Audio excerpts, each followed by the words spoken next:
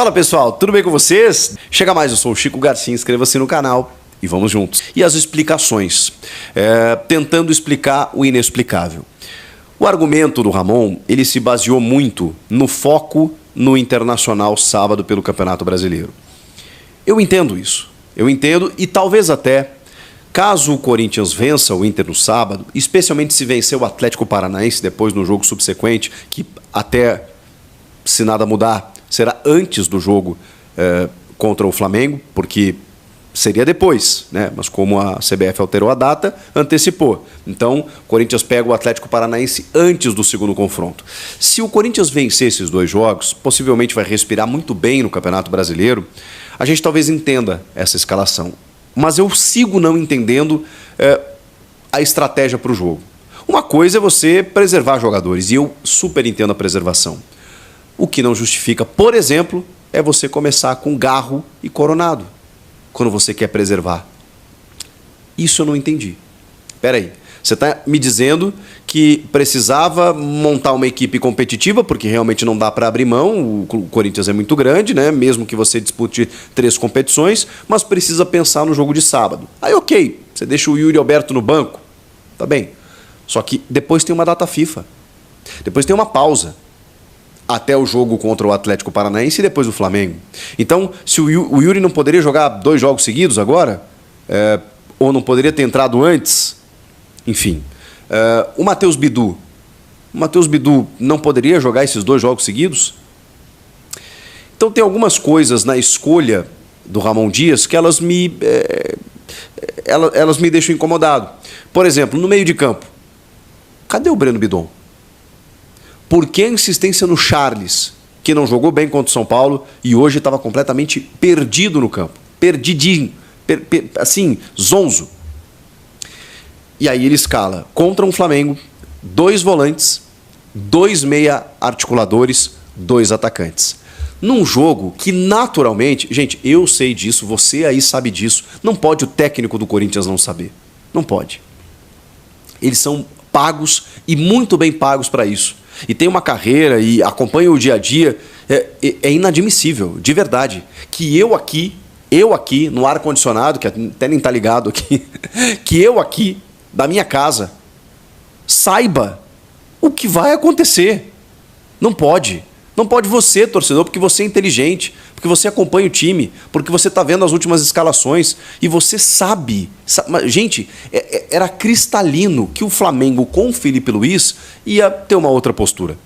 Eu não estou falando nem de uma revolução tática, embora ele tenha mudado muita coisa, né? Gabigol titular, Léo Ortiz na defesa, tenha feito o Arrascaeta e o Gerson jogado muito mais, e eles se entregaram mais para o jogo, porque eles não estavam, não é que não estavam correndo querendo derrubar o Tite, não é isso que eu quero dizer, mas assim, eles visivelmente não compravam mais a ideia do técnico, e aí a motivação vai pro caramba, o cara não corre mais da maneira como ele deveria correr, e isso não é nem proposital.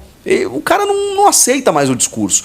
Muda o técnico, um cara querido pelos atletas, que treina junto com os caras, que estava ontem jogando com eles, que no discurso já dá uma outra palavra. Os caras pensam assim, quer saber? Eu vou correr um pouco mais por causa desse cara. Gente, isso é natural, isso é beabá, isso é óbvio, não estou falando nenhuma novidade aqui. O Ramon não sabia disso? Não sabia que o Flamengo ia empurrar o Corinthians? Que ia jogar o Corinthians para o seu campo? Que o Flamengo ia ficar com a bola? Que o Flamengo ia criar oportunidades? Não sabia disso? Aí o que o Ramon fez? O Ramon entregou o meio-campo. Do tipo assim, não, eu vou botar 2 marcadores, um o Rian e o outro o Charles, que estava zonzo no jogo, era um a menos. Vou deixar 2 meia-articuladores que são muito bons com a bola no pé, só que a bola não vai ficar no pé do Corinthians. Gente, isso é beabá. O Corinthians não iria ficar com a bola diante dessa escalação no contexto que tinha o jogo com o Flamengo do outro lado, com o novo técnico. Pois o Ramon fez isso. Fez essa escalação. Com o Hugo na esquerda, Fagner na direita. O Fagner foi uma avenida porque só o Bruno Henrique caiu por ali. E o Alexandro, vejam só, que, diferentemente dos jogos com o Tite, não foi um lateral defensivo. Não. Fez até gol. Deu cruzamento para o toque de letra do Gabigol, que o Hugo fez um milagre, dos tantos que ele protagonizou no jogo. O Alexandro, o Bruno Henrique e o Fagner. O Fagner, bom, foi um capítulo à parte. Uma escalação horrorosa, uma postura do time péssima no primeiro tempo. E um Flamengo que dominou, amassou, encurralou, empurrou, massacrou e poderia ter feito 3-4 ao natural. Não fosse Hugo Souza, que vejam só, pertence ao Flamengo. Que roteiro. Ele simplesmente pegou tudo, ou quase tudo. Não pegou a bola do Alexandro. Tem gente falando de falha, de verdade, gente. O Alexandro foi muito inteligente, tem um buraco ali pelo lado esquerdo, ele olha para a área para fazer o cruzamento e chuta no contrapé. Ele ainda toca com a pontinha dos dedos na bola e ele teve mérito, chutou direto pro gol. O Corinthians deu espaço para isso acontecer. E foi um gol, entre tantos outros que o Flamengo poderia ter feito só na primeira etapa. Bom, tem um chute do Garro, né, que o Rossi faz uma boa defesa no bate-rebate ali, mas era o Corinthians tentando reagir depois dos 40 minutos. Foi aí que o Corinthians começa a sair pro jogo. Aí eu penso o seguinte, bom, tava claro que o Ramon errou na escalação, porque eu não sei se o resultado seria diferente. O fato é que o Corinthians facilitou pro Flamengo, e o Flamengo amassou o Corinthians. O Ramon não fez nada. O Ramon espera o intervalo para fazer as suas trocas. Eu já teria trocado ainda no primeiro tempo, porque estava claro que deu errado. Agora, se ele entrou com essa escalação é porque ele tinha convicção nisso. E ela se esfarelou, né? Como pó. No intervalo, ele faz 3 trocas. E as 3, elas são quase perfeitas, porque o Mateuzinho no Fagner era urgente, era necessário.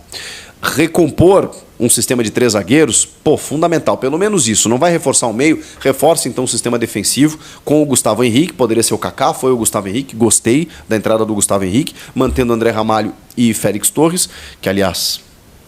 Ai, Félix Torres, meu Deus do céu. Ainda é difícil, ele não passa segurança nenhuma. O Hugo na esquerda, o Mateuzinho na direita e o meio de campo. Ele tira o Rian, eu teria tirado o Charles, tem uma informação de que parece que o Rian sentiu, ok, mas eu teria tirado o Charles de qualquer maneira, porque era um a menos que o Corinthians tinha no meio campo. Ele tira o Rian para reconduzir o Gustavo Henrique no sistema de 3 zagueiros, ele tira o Mateuzinho, o Fagner pelo Mateuzinho, e tira o Coronado para colocar o José Martínez. E aí ele faz Martínez, ele mantém o Charles com o Rodrigo Garro, Romero e Héctor Hernandes. Essa foi a escalação para o segundo tempo. Eu já teria tirado o Héctor, que também era outro um a menos, ou seja, o Corinthians estava com 9, o Charles e o Héctor não estavam jogando, não estavam no jogo, estavam completamente desconectados. Eu teria feito as 5 trocas no intervalo, 5.